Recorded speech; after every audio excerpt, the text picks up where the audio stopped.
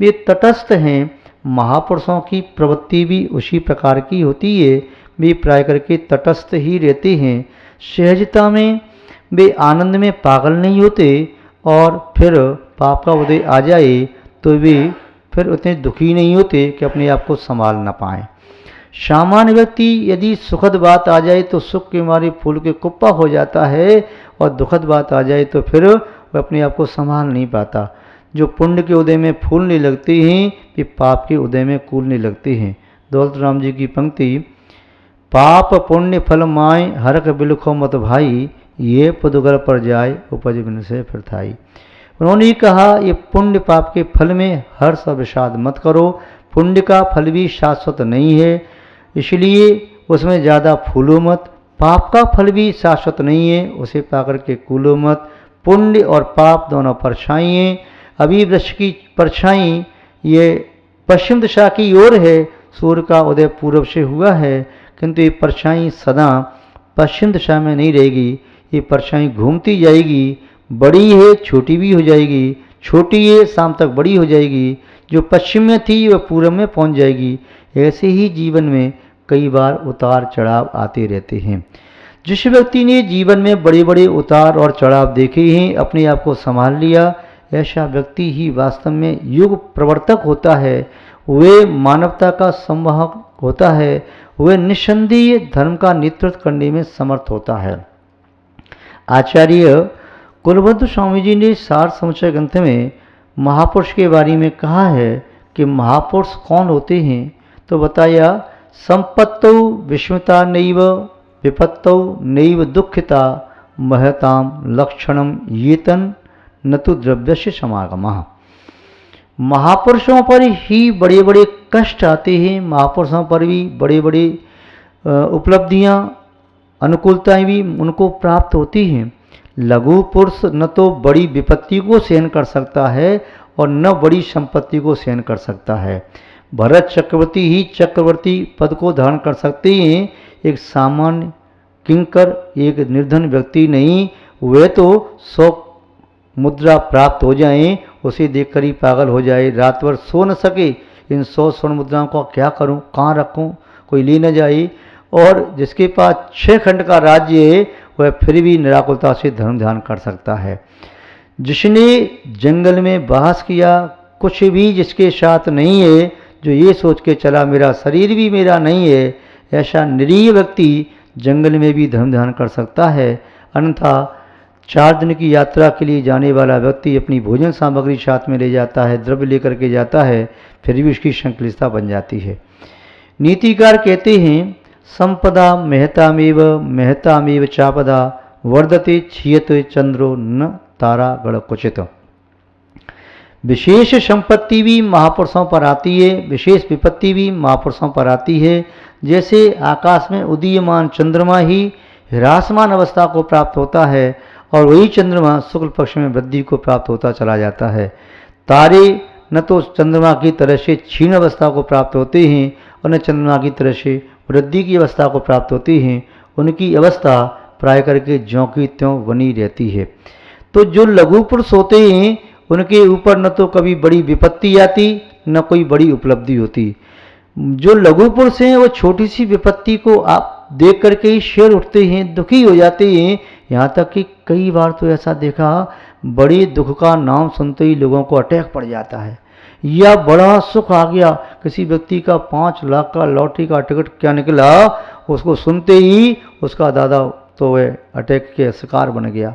किसी व्यक्ति ने सुना कि आपके मकान को तोड़ने के लिए आ रहे हैं, यह सुनते उसके पिताजी को अटैक पड़ गया। और किंतु एक व्यक्ति ऐसा भी होता है जिसने जीवन में बहुत उतार चढ़ाव देखे, जीवन में वह दिन भी देखे जब एक बार पेट भरने के लिए भोजन नहीं था, सर ढांकने के लिए छुपाने के लिए छतरी भी नहीं है, और पूरा वस्त्र ढांकने के लिए वस्त्र नहीं है, वे दिन भी देखे। उसी व्यक्ति ने वे दिन भी देखे कि आज उसके संरक्षण में हजारों व्यक्ति अपनी आजीविका कमा रहे हैं, हजारों व्यक्ति अपना जीवन चला रहे हैं। तो जो व्यक्ति इतनी बड़ी प्रतिकूलता सहन कर सकता है, उतनी बड़ी अनुकूलता को भी सहन कर सकता है।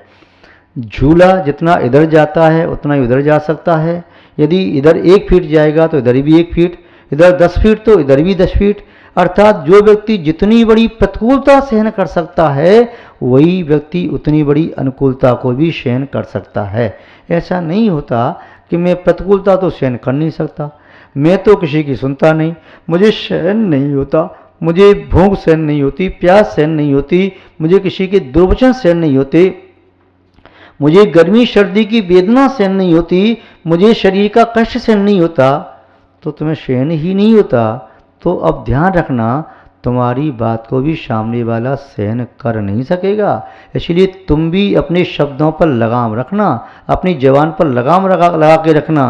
तुम इष्ट मिष्ट शिष्ट वचन बोलना सीख लो यदि तुम्हें ऐसे वचन सुनना है तो, नहीं तो पग पग पर तुम्हें अपमानित होना पड़ेगा। जो व्यक्ति कहता है कि मुझे कोई फर्क नहीं पड़ता, कोई मुझे गाली देता है तब भी फर्क नहीं पड़ता, स्तुति करता है तब भी फर्क नहीं पड़ता, तो जिसे फर्क नहीं पड़ता है उसके कैसे भी वचन हों वे वचन लोगों को प्रिय ही लगते हैं, अच्छे लगते हैं और वे वचन हितकारी होते हैं। ऐसा व्यक्ति निस्संदेह युग के लिए एक तारने वाला होता है, आधार स्वरूप होता है। तो यहाँ पर आचार्य कुलभद्र स्वामी जी कह रहे हैं संपत्तौ विस्मिता नैव, संपत्ति को प्राप्त करके विस्मित, विस्मित माने आश्चर्यचकित नहीं होना। तो महापुरुष का ये लक्षण है, कितनी भी संपत्ति प्राप्त हो जाए। कई बार व्यक्ति कहते हैं आप लोग ये व्यक्ति बड़ा गहरा है, इसी व्यापार में 10 लाख का लाभ हो गया तब भी इसे पचा गया, हमें तो 10,000 का लाभ हुआ तो हम तो 10 जगह कह करके आ गए, हम 10,000 का लाभ प्राप्त किया, इसे 10 लाख का हुआ। और वह कहता है भैया मैंने 10 लाख का पचाया तो क्या है, उसको देखो मेरी आंखों के सामने देखते देखते उसने 3 दिन के अंदर 10 करोड़ रुपया कमाया है और उसको किसी को एहसास भी नहीं हो रहा कि इसने 10 रुपया भी कमाया होगा। और उसे देखो इसने 3 दिन में 50 करोड़ रुपया कमाया है किंतु चेहरे पर सकन भी नहीं है। इसे देखो अभी 6 महीने में 500 करोड़ रुपया कमाया है। इसे देखो इसने हजारों करोड़ रुपया इसने गंवा दिया। ये देखो इसने हजारों करोड़ रुपए का दान दे करके भी इतना सरल और सहज है। और ये देखो यदि मंदिर में पंखा भी दान दिया है तो तीनों पाखड़ी पर 3 पीढ़ी के नाम लिखा दिए, ये गुप्त दान क्या दे सकेगा। तो ऐसा कोई राजा हो सकता है जो किमिच्छक दान दे, लेने वाले से कह दे मांग ले, क्या मांगता है, जो मांगना हो सो मांग ले।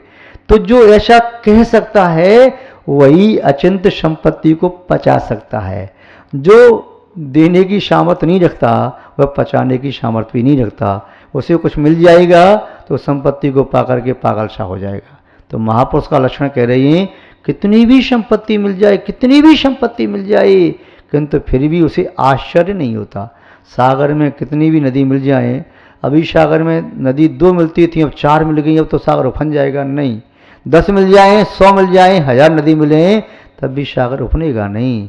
सागर सागर है, उसमें गंभीरता है, गहराई है। और नदी भले ही जो नदी सैकड़ों सालों में नहीं सूखी इस वर्ष सूख गई तो सागर भी तो सूखेगा, पर सागर कभी सूखेगा भी नहीं। ये उसका गांधीर्य है, औदार्यपना है। जिस पुरुष में गांधीर्य गुण है, औदार्य गुण है, जिसमें सहज और सरलता है, जिसमें सहनशीलता है, जिस व्यक्ति में विवेक है और जिस व्यक्ति की दृष्टि में पूरा विश्व उसका आत्मीय है, उस व्यक्ति को कभी आश्चर्य नहीं होता, उस व्यक्ति को विपत्ति में कभी दुख नहीं होता। वह सोचता क्या दुख, मेहमान है, कोई मेहमान क्या घर में हमेशा रहता है। पुण्य भी आया है मेरे जीवन में तो मेहमान बन करके 2 दिन 4 दिन के बाद चला जाएगा। घर में मामा जी आए तभी 2-4 दिन रुकेंगे, और घर में यदि उसके फूफा जी आए तभी 2-4 दिन में चले जाएंगे। एक देने के लिए आया, एक लेने के लिए आया, एक पुण्य है एक पाप है। एक दामाद जी आए और एक कोई 100 साल आया, तो दोनों आए रुकेगा कोई नहीं। जो देने के लिए आया है तब भी जाएगा, जो लेने के लिए आया है वह भी जाएगा। अर्थात जीवन में कैसे भी कर्म का उदय आए किंतु वह महापुरुष उसे विचलित नहीं होता, सुमेरु की तरह से अड़ग रहता है, हवाओं से वह कंपायमान नहीं होता। महताम लक्षणम हेतन, ये ही महापुरुष का लक्षण है। न तो द्रव्य से समागमः, महापुरुष उन्हें नहीं कहते जिनके पास बहुत सारा धन हो। प्रचुर धन जिसके पास हो वह महापुरुष नहीं है। महापुरुष प्रचुर द्रव्य का सदुपयोग करने वाला होता है। प्रचुर धन को रखने वाला तो चौकीदार होता है, रक्षा करने वाला होता है। महापुरुष भोक्ता होता है, जो अपने द्रव्य को दूसरों के लिए एक ही जबान में दान में दे दे, वह महापुरुष है। और जो सोच के कहे मैं पापा से पूछूंगा, मम्मी से पूछूंगा, पत्नी से पूछूंगा, बच्चों से पूछूंगा तब दूंगा, समझ लेना ये घर का नौकर है, ये इस धन का मालिक नहीं है। जो मालिक है वह सोचना क्या, जो देना है दान में दे सकता है। तो यदि आपका द्रव्य आपका है, आप उसके मालिक हैं, हकदार हैं, पुण्यवान हैं, तो उसका सदुपयोग कर सकते हैं। और यदि आप उसके मालिक नहीं हैं तो आपके द्वारा सदुपयोग नहीं हो सकता। आपकी पत्नी दान देती है, बच्चे भी दान देते हैं, पिताजी भी दान दे जाते हैं, किंतु खुद का मन दान देने का नहीं होता। मन करता है चलो क्या देना, लोग कह रहे हैं भाई तुम ही दो और बाद में सोचेंगे देखेंगे, टाल दिया। तो हीन पुण्यात्मा ऐसा करता है। तो यहाँ महापुरुष का लक्षण बताया कि जो आपत्ति विपत्ति में समभाव रहे, दुखों में विपत्ति में दुखी न हो, संपत्ति में आश्चर्यचकित न हो, ऐसा महापुरुष द्रव्य का सदुपयोग करने वाला होता है। आप सब भी ऐसे ही महापुरुष बने, हम आपके लिए ऐसी भावना भाते हैं। इन्हीं भावनाओं के साथ अपनी शब्द श्रृंखला को विराम देते हैं। जय बोलिए श्री शांतनाथ भगवान की। परम पूज्य आचार्य गुरुदेव श्री विद्यानंद जी मुनि महाराज। अहिंसामय विश्व धर्म, जैनम जेतु शासनम, विश्व कल्याण कारकम। धर्म स्नेही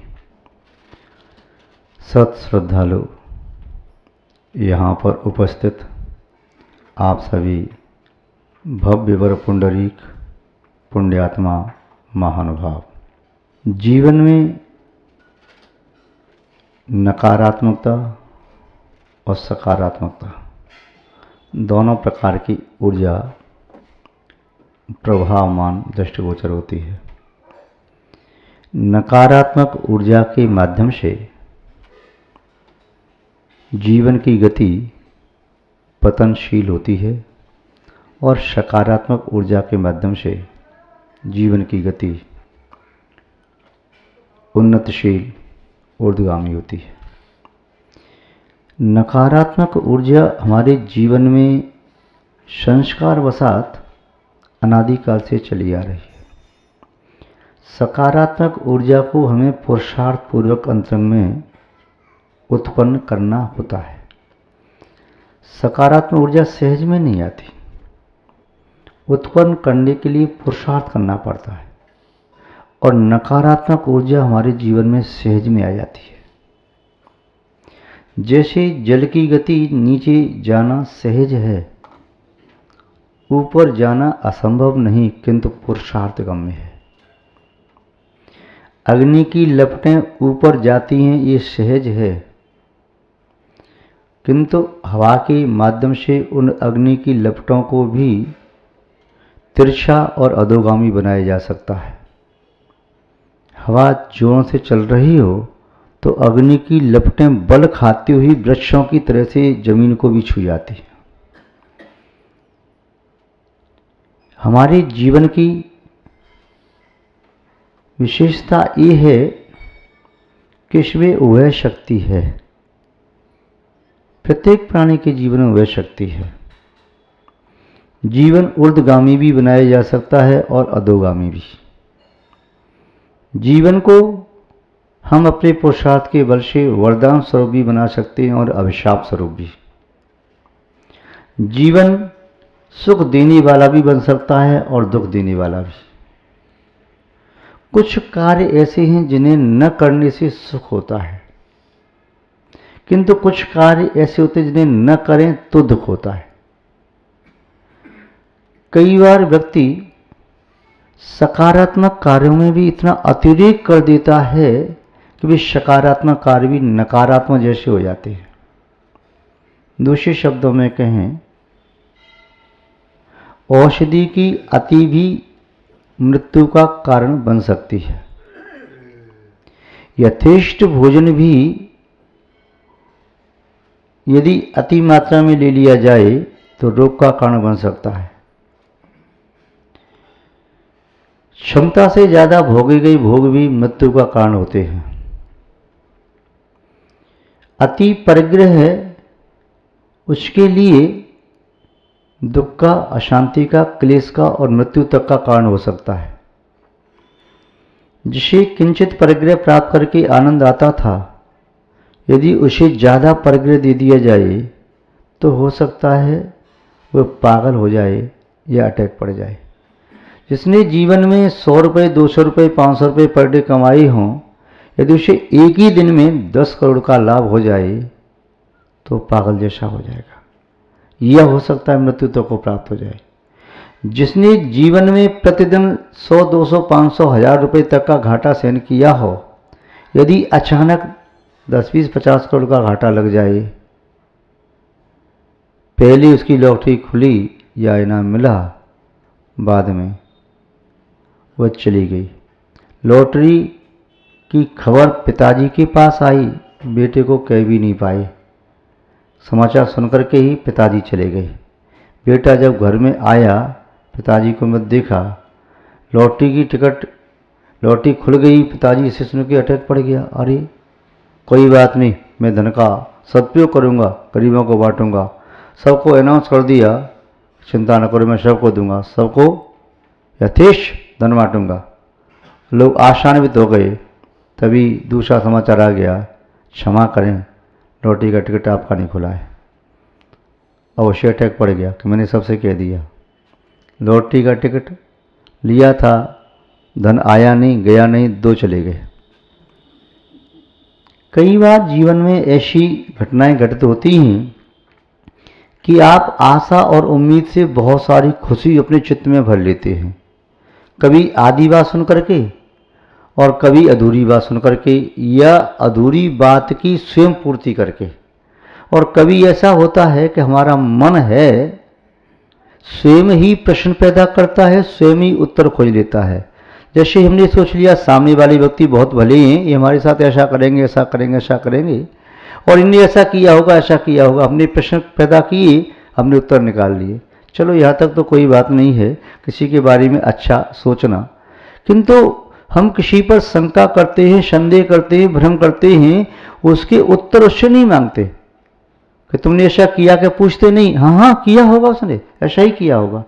अपने मन में ही उसके प्रति नकारात्मक प्रश्न ही हम बनाते हैं। और मजे की बात तो ये है, उत्तर पूछने के लिए उसके पास नहीं जाते, अपने मन से उत्तर भी खोज लेते हैं। चाहे वैसे प्रश्न बने या न बने,